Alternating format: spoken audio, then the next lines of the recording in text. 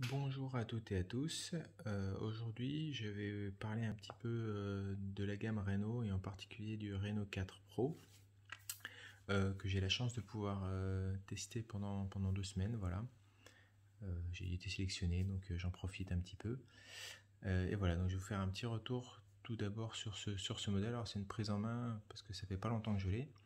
Donc voilà, je vais juste un petit peu dire mon ressenti sur les premiers jours d'utilisation simplement. Et je vais en particulier le comparer au Renault 2 que j'ai également. Voilà, parce qu'il y a peut-être des gens qui ont un Renault 2 et qui se demandent est-ce que ça vaut la peine d'acheter un Renault 4 ou pas. Voilà, donc je vais essayer de répondre un petit peu à ces questions dans cette vidéo. Donc voilà, donc tout d'abord je vais présenter un petit peu les boîtes. Alors je vais pas faire de déballage là, de unboxing, il y en a un petit peu partout sur la toile, ça se trouve assez facilement et puis les gens font ça sûrement beaucoup mieux que moi. Et j'ai trouvé ça assez amusant d'avoir des boîtes aussi différentes, donc elles ont à peu près la même hauteur, la même largeur. Par contre en longueur, la boîte du Renault 4 Pro est beaucoup plus petite. Alors bon, c'est vrai que la boîte du Renault 2 était particulièrement longue, mais là voilà, il y a un gain de place considérable qui a été opéré. Alors rassurez-vous, il y a exactement les mêmes éléments à l'intérieur, hein, le chargeur VOOC, Super VOOC, donc qui charge extrêmement vite le téléphone, le kit main libre, enfin voilà, le câble USB, tout y est. La petite protection aussi qui permet, la petite coque de protection pardon, qui permet d'améliorer le grip du téléphone, j'y reviendrai un petit peu tout à l'heure. Voilà, on retrouve un petit peu tous ces éléments-là dans les deux boîtes, donc il n'y a pas vraiment de différence. Donc je vais passer directement au Renault 4 Pro. Alors, je vais pousser ça gentiment. Donc le voici. Alors, je vais le mettre dans ce sens-là, vous le verrez sûrement un peu mieux.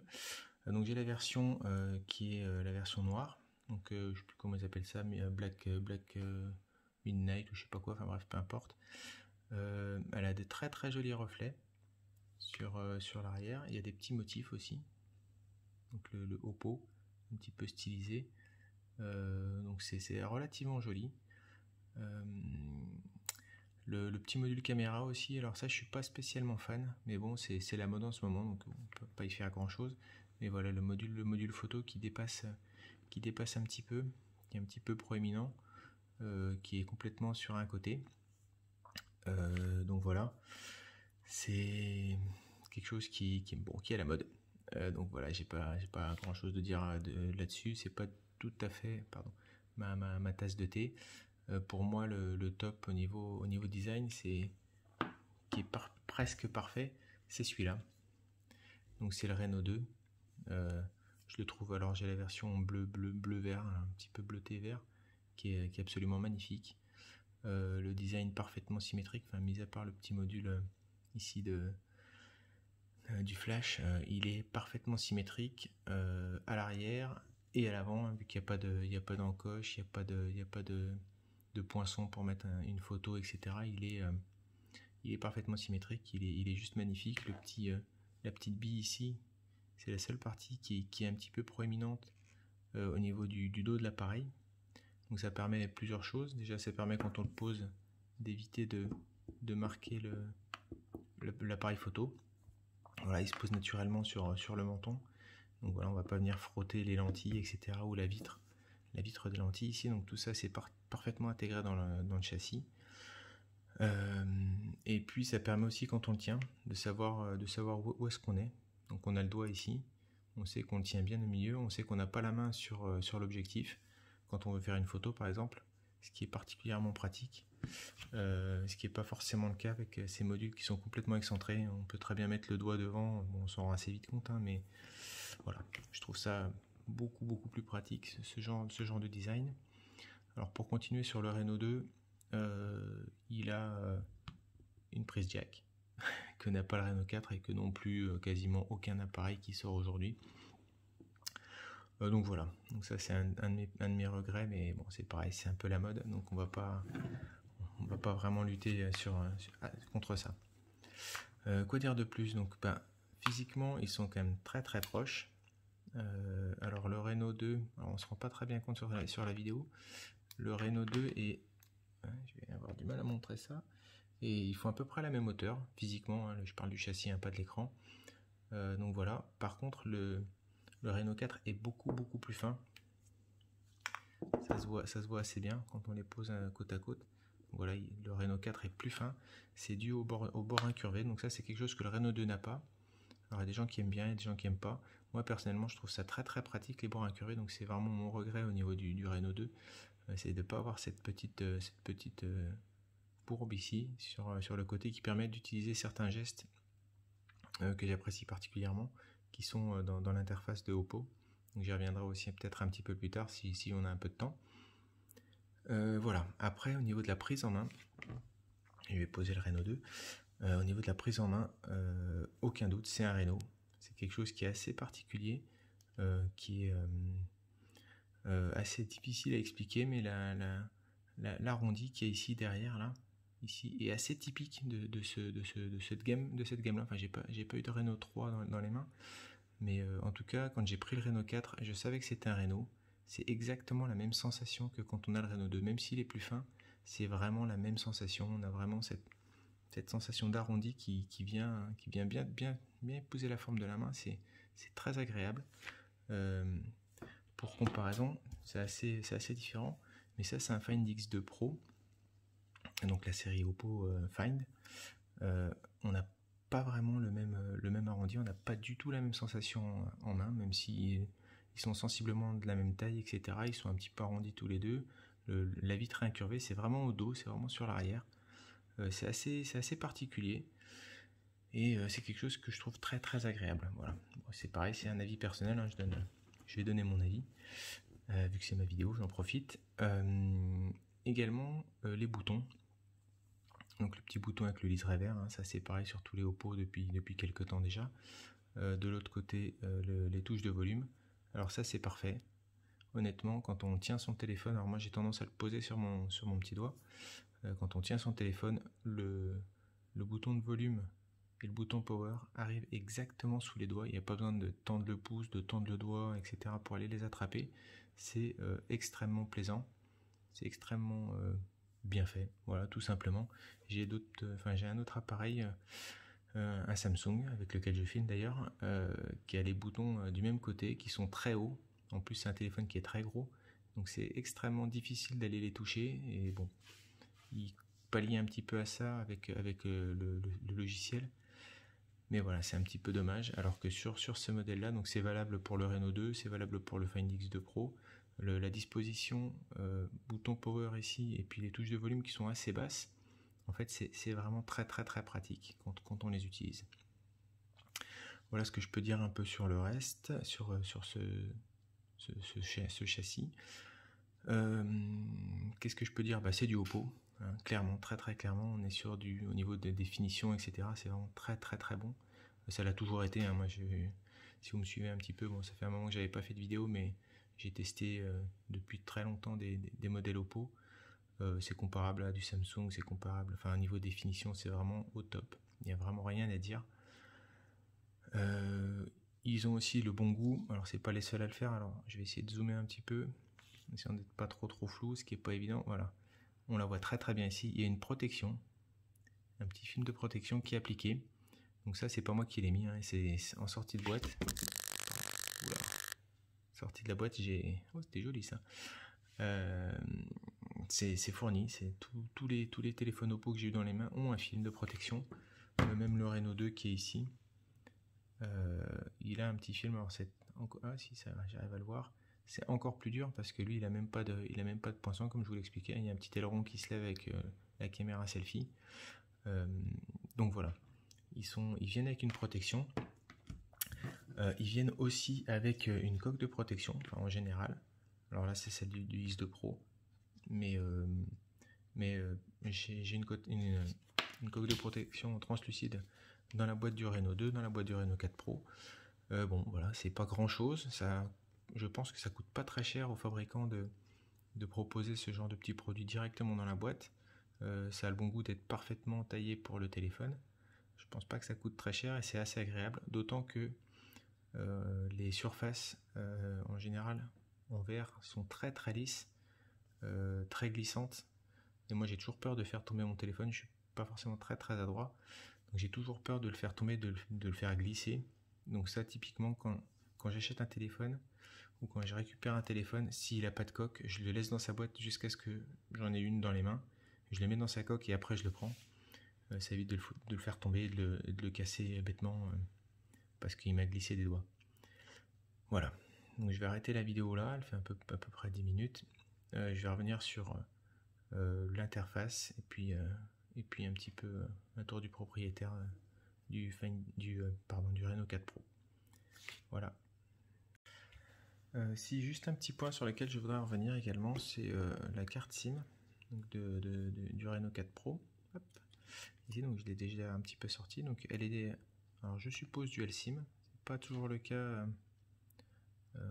Je pense qu'elle sera activée. J'ai pas encore mis ma carte SIM dedans, donc je vous dirai ça quand j'aurai regardé ça plus tard. Mais voilà, c'est un petit tiroir SIM assez rigolo. Donc avec une carte SIM recto et une carte SIM verso.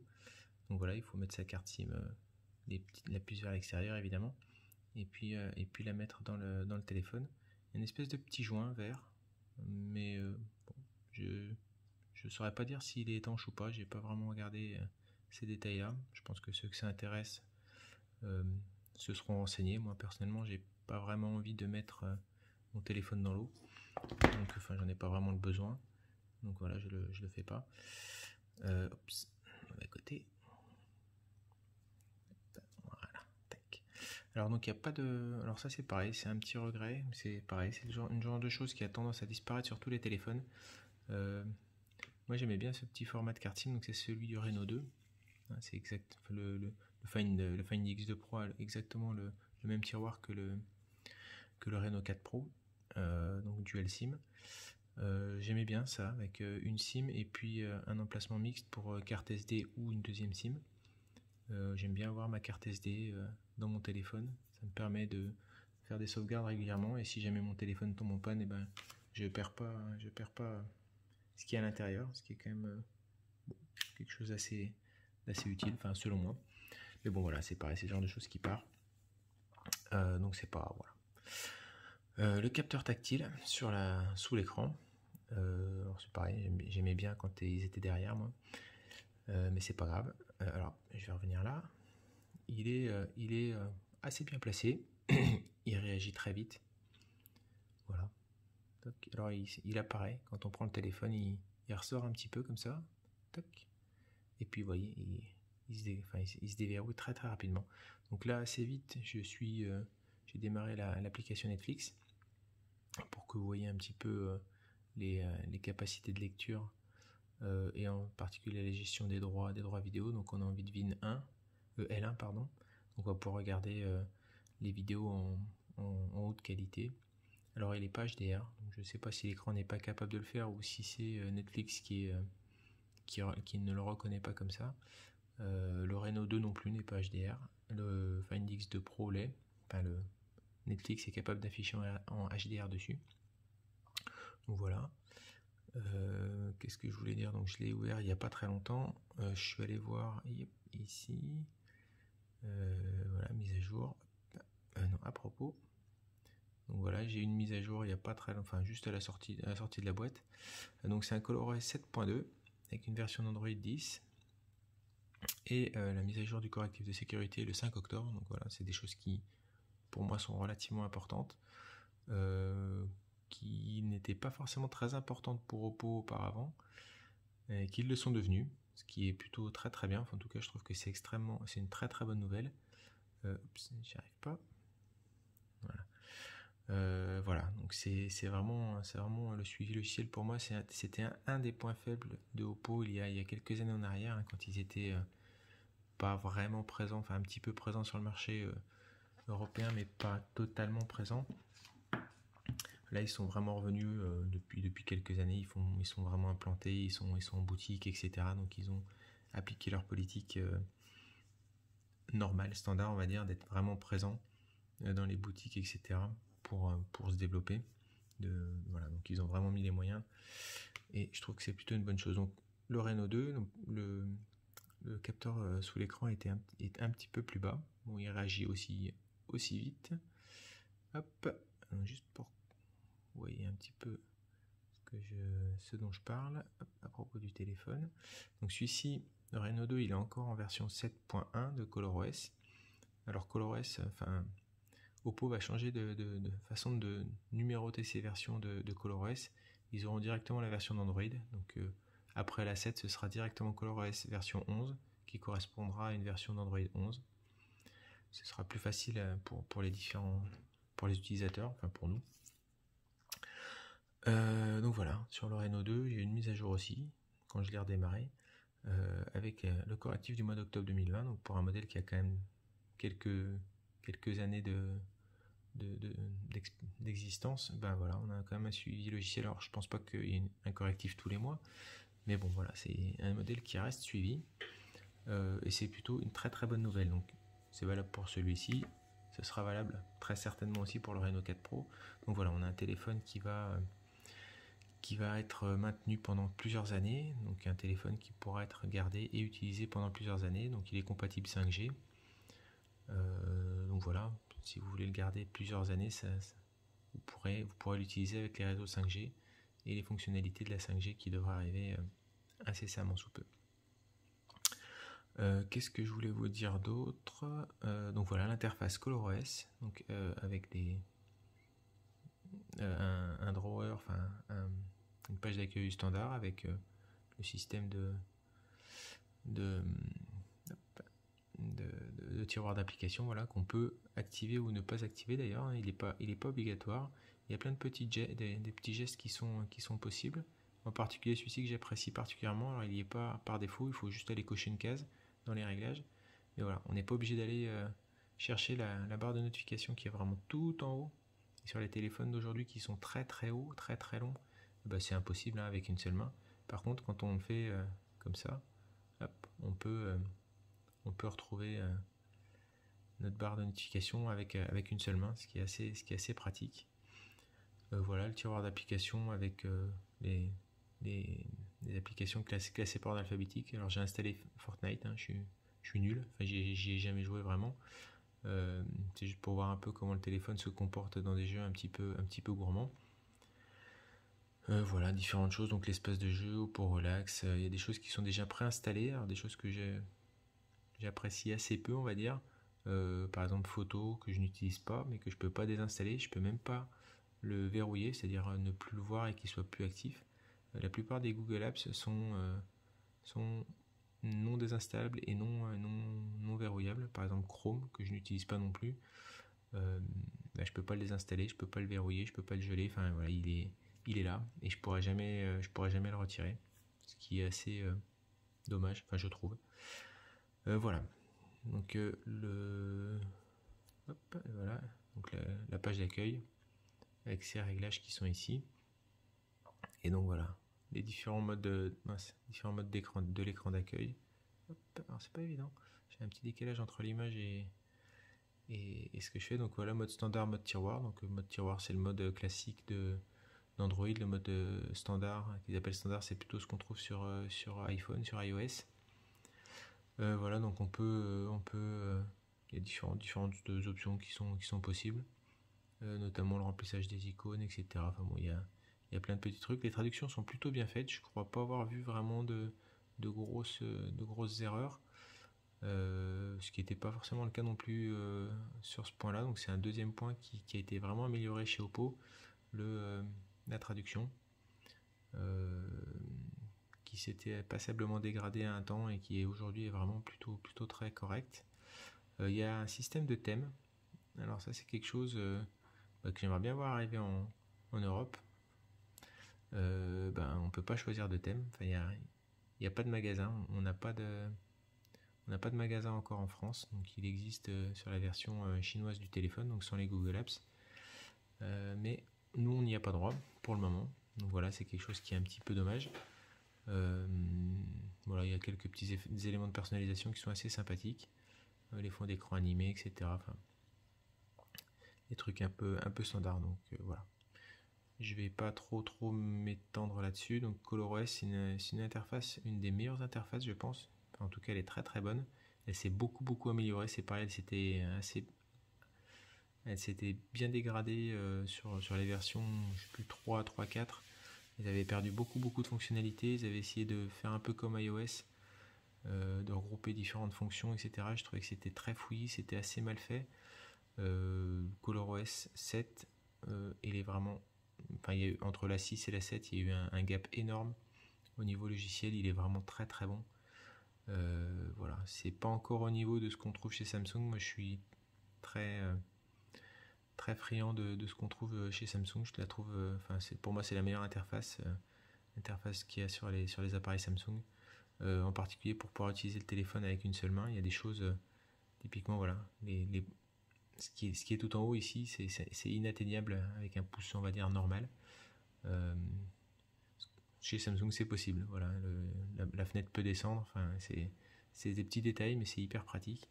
Mais bon, voilà. Avec ça, déjà, avec ColorOS, on arrive déjà à faire énormément de choses avec un seul doigt. Et puis, il y a plein de petits détails qui permettent de profiter de cette interface qui est vraiment très bien faite. Alors, c'est quoi que je voulais voir? Les outils pratiques. Hop. Ici, donc les boutons de navigation, c'est ici qu'on va les trouver.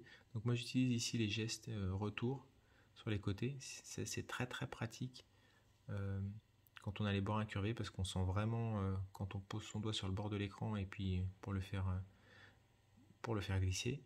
Donc voilà, il y a quelques petites options qui sont assez sympathiques, qui permettent de revenir en arrière. Hop, ici. Mais pour ceux qui préfèrent les boutons virtuels, donc c'est les petits boutons qu'on trouve en bas. Hop, mince, je me suis trompé. J'y arrive pas. Hop, voilà. Ici, là, donc c'est ce qu'on trouve habituellement sur la plupart des téléphones. Voilà, moi je trouve que ça prend un peu de place sur l'écran, donc en général, je les mets là. On gagne un petit peu de la hauteur. Voilà, il y a différents gestes qui sont bien expliqués, c'est bien traduit, une petite animation pour montrer comment ça marche, ce que ça fait, etc. Donc c'est assez pratique. On peut, hop, ici, cocher. Donc là, si je fais ça, je reviens à l'application précédente. Donc là, c'était Netflix. Toc. Voilà, je reviens sur les réglages. Donc ça, c'est aussi très très pratique. Enfin, en tout cas, moi j'aime bien. J'aime beaucoup. La barre latérale intelligente, alors c'est pareil, c'est quelque chose qu'on trouve chez Samsung et qui est ici. Là, c'est le petit trait bleu qui est là. Qui permet ici d'avoir des applications. Donc on peut en rajouter ou en enlever. Et d'avoir les applications qu'on utilise très souvent toujours sous le pouce. Donc voilà, elles sont là. Donc la petite barre, on peut la déplacer et puis la mettre à la hauteur qu'on veut. Moi je la mets à côté du bouton power, ça me fait un petit repère physique. Et donc après j'arrive à la trouver facilement. Et donc voilà, on peut lancer des applications directement depuis cette petite barre latérale, ce qui est très très pratique. Ça évite de quitter l'application dans laquelle on est, d'aller dans le drawer, de chercher son application, etc. Celles qu'on utilise souvent, vous les mettez là et vous les avez toujours sous le pouce. Vous pouvez les lancer quand vous voulez, c'est très très pratique. Et ensuite, ce qu'il y a ici, gestes et mouvements, alors ça c'est pareil, c'est quelque chose qu'il y a depuis très très très longtemps, depuis ColorOS 2 ou peut-être même la 1.2. Les formes sur l'écran éteint, ça c'est génial. Bon, c'est bien traduit, donc c'est assez facile aussi à comprendre. Donc il y en a qui sont définis par défaut. Voilà, donc si j'éteins l'écran, je tape 2 fois, ça l'allume. Bon, c'est ce qu'on retrouve après chez d'autres concurrents. On dessine un haut pour ouvrir l'appareil photo. Donc sur l'écran éteint, je fais un rond. Alors c'est pas évident de le faire. Voilà, toc, et il démarre l'appareil photo que j'ai pas encore vraiment testé, donc je viendrai là-dessus après. Donc voilà, il y a plein de petits gestes qui sont activables ou désactivables selon vos envies, vos préférences. Ici, écran éteint, voilà. Lever pour allumer la torche, le contrôle de la musique, enfin voilà, c'est tout écrit. Et puis vous pouvez en personnaliser, donc il y a des gestes qui sont disponibles et vous pouvez les associer à ce que vous voulez, lancer une application, enfin voilà, c'est vous qui décidez. Donc ça c'est assez pratique, il y a plein de petites options, c'est assez efficace. Voilà, l'écran, on n'a pas besoin d'allumer son téléphone, on peut directement lancer quelque chose depuis l'écran éteint, ce qui est assez agréable. Le petit coup, ce que j'ai coché là, soulever pour activer, donc quand votre téléphone est éteint, et ben il s'éteint, normalement le capteur d'empreinte disparaît. Quand vous le soulevez, hop, il s'allume, l'écran s'allume, le petit voyant de capteur s'affiche, et puis c'est assez facile de le déverrouiller, enfin c'est beaucoup plus facile. Voilà les trucs un petit peu habituels, retourner pour couper le son, donc si ça sonne et que ça vous arrange, vous faites comme ça l'éteint, enfin voilà. Ça c'est des choses qu'on retrouve aussi beaucoup chez les autres constructeurs. Mais bon voilà, c'est aussi là-dessus, sur le Reno 4 Pro, et c'est très pratique. Voilà, je vais pas trop m'étendre encore plus sur ce point. Je testerai un petit peu les applications, etc. Alors c'est toujours très fluide. Il y a des petites animations qui sont assez sympas. Tac. Quand on utilise l'écran d'accueil fourni par ColorOS, donc l'écran d'accueil Oppo, je peux faire ça, hop, voilà, c'est assez joli. Alors j'avais remarqué qu'il y avait une petite latence, il faudrait que je regarde ça. Donc j'utilise Nova Launcher moi comme launcher par défaut. C'est celui que j'utilise parce qu'il a plein de petites fonctions qui sont assez pratiques et très utiles, enfin pour moi. Donc je l'utilise assez régulièrement. J'avais remarqué qu'il y avait une petite latence, c'est-à-dire que quand on est ici dans une application et qu'on revient sur l'écran d'accueil, et ben avant que l'écran d'accueil s'affiche, il y a un petit délai, un dixième de seconde, 2 dixièmes de seconde. C'est pas beaucoup, mais on le sent. C'est beaucoup moins agréable, c'est beaucoup moins plaisant que ce qu'on peut trouver là. Alors bon, la plupart des gens utilisent le launcher qui est fourni par défaut.